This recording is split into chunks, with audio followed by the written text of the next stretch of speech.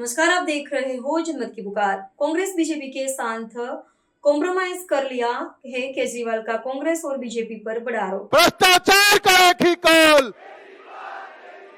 भ्रष्टाचार का एक ही कॉल। दिल्ली में आम आदमी पार्टी के सभी विधायकों, निगम पार्षद और सभी पूर्व प्रत्याशियों के साथ राष्ट्रीय संयोजक अरविंद केजरीवाल ने मुलाकात की और सभी को संबोधित भी किया।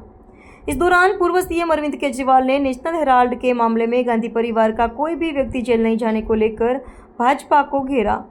उन्होंने कहा कि 2014 का लोकसभा चुनाव जीजाजी के नाम पर लड़ा और जीता गया, मगर उस पर भी कुछ नहीं किया गया। अरविंद केजरीवाल ने रॉबर्ट वाड्रा को लेकर मोदी सरकार को घेरा। उन्होंने कांग्रेस पर आरोप लगाते हुए बीजेपी के साथ कॉम्प्रोमाइज करने का आरोप लगाया। सौरभ भारद्वाज के घर पर छापा मारने को लेकर केजरीवाल ने ईडी पर भी गंभीर आरोप लगाए। अरविंद केजरीवाल की पूरी बात सुनिए। आज यहाँ पे आए हुए मेरे सभी साथियों को मेरा नमस्कार, सबको मेरा प्रणाम।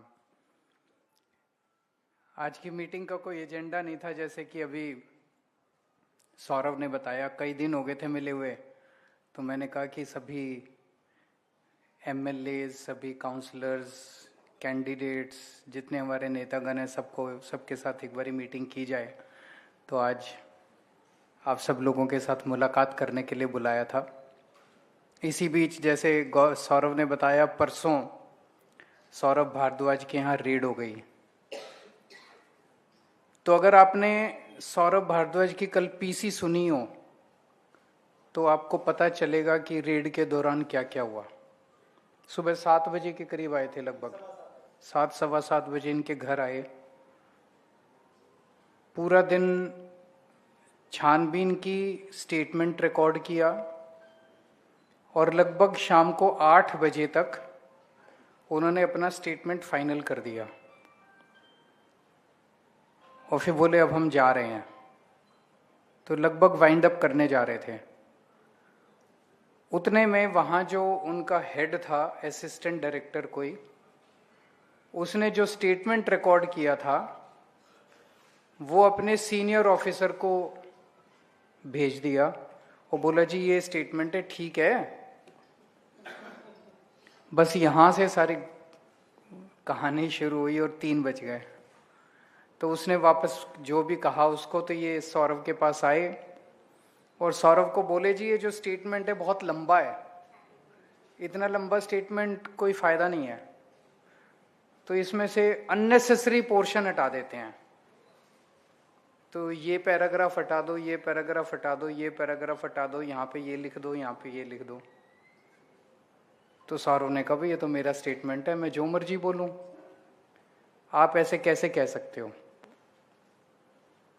जैसे उसमें स्टेटमेंट के अंदर कई जगह इसने जिक्र किया कि फलाने फलाने दिन मीटिंग हुई, मीटिंग में मैंने ये डायरेक्शन दिए। उसने कहा ये सब लिखने की क्या जरूरत है, वो इसके पक्ष में सबूत था वो कि भाई मीटिंग में मैंने ये उन्होंने कहा ये हटा दो, ये हटा। इसने मना कर दिया। जब इसने मना कर दिया तो फिर इस पे दबाव बनाने लगे और इनडायरेक्ट तरीके से धमकी देने लगे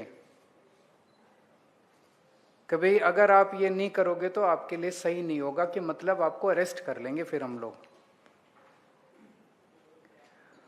वहां सौरभ भारद्वाज ने साफ साफ बोला जी देखो मैं तो मन बना के बैठा हूं कि 2 साल तो जेल जाना ही जाना है।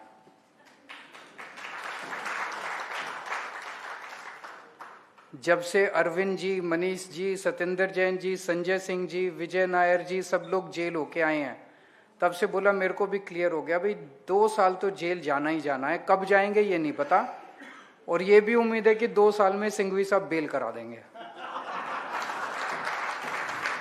यही बोला, ये इसने ईडी वालों को बोला जी देखो फिर गिरफ्तार करना है तो अभी चलो। फिर इन्होंने डराने के लिए इनकी वाइफ को बोला, तो शायद इन्होंने अपनी वाइफ को भी तैयार कर रखा था। इनकी वाइफ बोले जी ये कभी घर नहीं आता, कभी घर में नहीं रहता, ले जाओ इसको, कोई फर्क नहीं पड़ना। और इनकी बच्ची भी तैयार बैठी थी। तो इनके घर के सब लोग तैयार थे, ये डटे रहे। ये पूरी कहानी सुनाने का मतलब मेरा ये है कि राजनीति के अंदर जब से मानव इतिहास लिखा गया है, जब से इंसान पैदा हुआ है, तब से जहां जहां जब जब राजनीति हुई तब तब इस तरह की, जिस पुराने जमाने में एक दूसरे को मार दिया करते थे, अब ये जेल भिजवा देते हैं। जब ज्यादा गंदा राजा आ जाता है तो विपक्षियों को, विरोधियों को जेल भिजवाना चालू, झूठे केस कर करके। मेरे पास कई लोग आते हैं, जी सेटिंग कर लो इनसे, कॉम्प्रोमाइज कर लो। कॉम्प्रोमाइज की राजनीति चलती नहीं है। आपको ये लगे कि पीठ पीछे बंद कमरे में कोई कॉम्प्रोमाइज हो जाएगा और जनता को पता नहीं चलेगा, ऐसा होता नहीं है।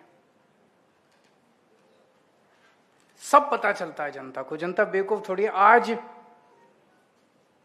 चारों तरफ चर्चा रहती है, कोई कहता है जी मायावती जी ने कॉम्प्रोमाइज कर रखा है, कोई कहता है जी ओवैसी ने कॉम्प्रोमाइज। अरे सबसे ज्यादा तो अब लोग कहने लगे हैं कांग्रेस ने कॉम्प्रोमाइज कर रखा है। अभी गोवा के अंदर हमारी टीम बता रही थी, गोवा में मैं बात कर रहा था, गोवा में जब हम लोगों के बीच में जा रहे हैं, लोग कह रहे हैं कि जी आपके 5 सबसे बड़े नेता जेल हो आए, बीजेपी ने आपके 5 सबसे बड़े नेताओं को जेल भेज दिया, ऐसा क्यों है कि कांग्रेस का एक भी नेता जेल नहीं गया? भाई ये इतना शोर मचा रहे हैं, नेशनल हेराल्ड हो गया, नेशनल हेराल्ड हो गया, नेशनल हेराल्ड हो गया। मेरे को नहीं पता क्या है नेशनल हेराल्ड। मैंने इंटरनेट पे जाके पढ़ा क्या है नेशनल हेराल्ड। सुनने में तो काफी खतरनाक लगता है, जो उसके फैक्ट्स हैं उससे तो लगता है कि ओपन एंड शट केस है। हमारे को बिल्कुल फर्जी केस बना के, कंप्लीटली फर्जी केस बना के हमारे को इन्होंने जेल भेज दिया। उनमें से कोई, गांधी परिवार से कोई जेल नहीं गया अभी तक। मेरे को वो भी सुब्रमण्यम स्वामी का इंटरव्यू पढ़ रहा था मैं, उस इंटरव्यू में पता नहीं वो कौन सा केस कह रहा था, एक केस का जिक्र कर रहा था कि मैंने कोर्ट में केस किया, फिर उसकी वजह से राहुल गांधी जी जेल चले जाते, लेकिन मेरे को मोदी जी का फोन आ गया कि जेल नहीं जाने देना इनको। बोलो, फिर मैं मोदी जी के फोन के बाद पीछे हट गया, मैंने कहा नहीं। तो 2014 के चुनाव में मेरे को याद है, ये हरियाणा के अंदर जितने लैंड स्कैम हुए थे उसमें रॉबर्ट वाड्रा, इनका सबका नाम आता था। उस टाइम कितना शोर, दामाद जी, दामाद जी। पूरा 2014 का चुनाव ये दामाद जी के नाम से जीते थे, जीजा जी, जीजा जी, जीजा जी के नाम से जीते। अब कोई वही नहीं है। 2G केस बंद हो गया, कोयला घोटाला बंद हो गया, केस ही बंद हो गए। तो कुछ तो है। तो जनता बेवकूफ नहीं है, जनता सब समझती है। जनता में चर्चा चल रही है कि कांग्रेस और इनके बीच में गठबंधन है, कांग्रेस और बीजेपी के बीच में गठबंधन। हम लोग गठबंधन करने नहीं आए थे, हम लोग देश के लिए आए थे और देश के लिए लड़ते रहेंगे। कभी कॉम्प्रोमाइज की राजनीति मत करना, देश की राजनीति करना। देश के लिए अगर कभी कॉम्प्रोमाइज करना पड़ा, हमारा सर कटा देंगे, कॉम्प्रोमाइज कर लेंगे, लेकिन अपने सत्ता के लिए, पार्टी के लिए, अपने लिए, परिवार के लिए कॉम्प्रोमाइज नहीं करेंगे। वहां किसी किस्म का कॉम्प्रोमाइज नहीं है। आज दिल्ली के अंदर पिछले 6 महीने से इनकी सरकार है। मैं भगवान में बड़ा यकीन रखता हूं और मैं समझता हूं भगवान जो करता है अच्छे के लिए करता है। आज 6 महीने में इन्होंने ऐसा हाल कर दिया दिल्ली के अंदर, ऐसा हाल कर दिया दिल्ली में। शायद भगवान यही दिखाना चाह रहा था कि आम आदमी पार्टी वाले कितने अच्छे थे। आज जनता याद कर रही है। याद कर रही है कि नहीं कर रही है? जनता याद कर रही है। मेरे पास अलग अलग लोग आते रहते हैं, काफी लोग आते हैं, मैं सबसे मिलता हूँ। कोई कहता है जी आज चुनाव हो जाए तो 60 से ज्यादा सीट आएगी, कोई कहता है जी 65 से, कोई कहता है जी 70 की 70 सीट आएगी आज अगर चुनाव हो जाए तो। इन्होंने क्या नहीं मतलब बिजली 10 साल से बिजली नहीं गई थी कि एक भी इलाके में। सारे इन्वर्टर वालों की दुकानें खुश हो गई थी, उन्होंने दोबारा दुकानें खुलवा दी सबकी।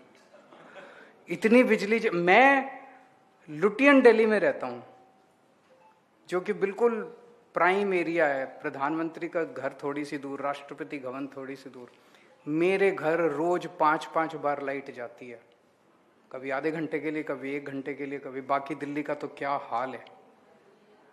पूरी दिल्ली में बिजली जा रही है, बच्चों की फीस बढ़ गई, प्राइवेट स्कूल के अंदर इतनी बच्चों की फीस बढ़ गई, सड़कें टूटी पड़ी है, एक बारिश में पूरी दिल्ली का बुरा हाल हो जाता है। सीवर जाम पड़े हैं, जहां पानी देकर दिल भिजवाया था वहां पानी नहीं आ रहा। अब लोगों का बहुत बुरा हाल हो गया। झुग्गियां तोड़ रहे हैं, चारों तरफ झुग्गियां तोड़ रहे हैं। रेडी वालों को, गरीबों का तो जीना हराम कर दिया इन लोगों ने। तो दोस्तों, जो 15 साल में कांग्रेस का हाल हुआ था और जब हमारी सरकार बनी थी उस टाइम लोगों ने कहा था कांग्रेस को हटाना है, आज इन्होंने 6 महीने के अंदर दिल्ली का वो हाल कर दिया। लेकिन अब 5 साल बाद ही जनता को मौका मिलेगा इन लोगों को हटाने का, और पूरे देश का इन्होंने बुरा हाल कर दिया। अब तो ये ऑपरेशन सिंदूर के बाद और अब ये जो 50% टैरिफ लगाया, आज ही मैंने प्रेस कॉन्फ्रेंस की थी, पता नहीं आप में से कितने लोगों ने देखा।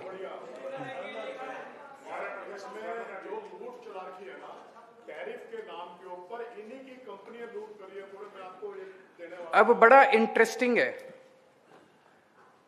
भाई, एक तरफ तो अमेरिका ने 50% टैरिफ लगा दिया हमारे ऊपर, उसकी वजह से हमारे देश में बहुत सारा जितना एक्सपोर्ट था वो सारा एक्सपोर्ट बंद हो गया, कंपनियां बंद हो जाएंगी, टेक्सटाइल की कंपनियां, ज्वेलरी की कंपनियां, जेम्स की कंपनियां, बहुत सारी कंपनियां बंद हो जाएंगी, लाखों लोग बेरोजगार हो जाएंगे।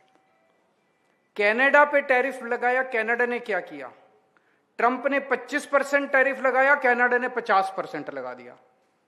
5 दिन के अंदर ट्रंप को झुकना पड़ा, अपना टैरिफ वापस लेना पड़ा। यूरोपियन यूनियन के ऊपर ट्रंप ने टैरिफ लगाया, यूरोपियन यूनियन ने दुगना टैरिफ लगा दिया, ट्रंप को झुकना पड़ा, ट्रंप ने वापस ले लिया। उधर और भी कई देश हैं, जिन जिन छोटे छोटे देशों के ऊपर ट्रंप ने टैरिफ लगाए वो, हमारे देश में प्रधानमंत्री जी क्या कर रहे हैं? ट्रंप ने 50% टैरिफ लगाया, मोदी जी ने हमारा जितना था वो भी 0 कर दिया। जैसे कपास है, कपास यूएसए का किसान कपास अपनी इंडिया बेचना चाह रहा है, इंडिया में उसकी बिकती नहीं क्योंकि हमारा किसान, हमने 11% टैरिफ लगा रखा है। हमें भी उन ट्रंप ने 50% लगाया, हमें कपास के ऊपर 100% टैरिफ लगा देना चाहिए था। आज दिसंबर तक बढ़ा दिया। हमें 100%, मोदी जी ने जो 11% था वो भी 0 कर दिया। पता नहीं क्या मजबूरी है मोदी जी की, जो घुटने टेक के बैठे हैं ट्रंप के सामने। सबको पता है क्या मजबूरी है, सबको। एक आदमी के लिए उन्होंने पूरे देश को गिरवी रख दिया, एक आदमी के लिए पूरे देश को। तो मुझे लगता है इनके नंबर अब गिने चुने कुछ दिन के मेहमान हैं ये लोग, पूरा देश देख रहा है, और ये ऐसी अपनी दुर्गति बना के जाएंगे कि पूरे देश के अंदर काले अक्षरों से इन लोगों का नाम लिखा जाएगा। आप लोगों से मेरा एक ही निवेदन है, जनता के बीच में रहो। आने वाले समय में मेरे को पता चला ये बिजली की सब्सिडी भी खत्म करने जा रहे हैं। दिल्ली के अंदर जो फ्री बिजली मिल रही है ये इनको बहुत तकलीफ दे रही है। बिजली की सब्सिडी खत्म करने जा रहे हैं, फ्री बिजली बंद करने जा रहे हैं। जनता के बीच में रहो, जनता के सुख दुख में काम आओ, बस यही करते रहो। अभी भगवान ने आपको यही संदेश दिया है कि जब तक अगला चुनाव नहीं होता, अगले चुनाव में फिर आपको गवर्नेंस का मौका मिलेगा, तब तक जनता के बीच में रह के जनता के बीच में आप लोग काम करते रहें। समय समय पे हम इस तरह की मीटिंग्स करते रहेंगे, मुलाकात करते रहेंगे, एक दूसरे से मिलते रहेंगे। बहुत बहुत शुक्रिया। अगर आपने हमारा अभी तक चैनल सब्सक्राइब नहीं किया है तो कृपया चैनल सब्सक्राइब कर लें, लाइक करें, शेयर करें, कमेंट करें। तो मिलते हैं फिर किसी और खबरों के साथ। नमस्कार।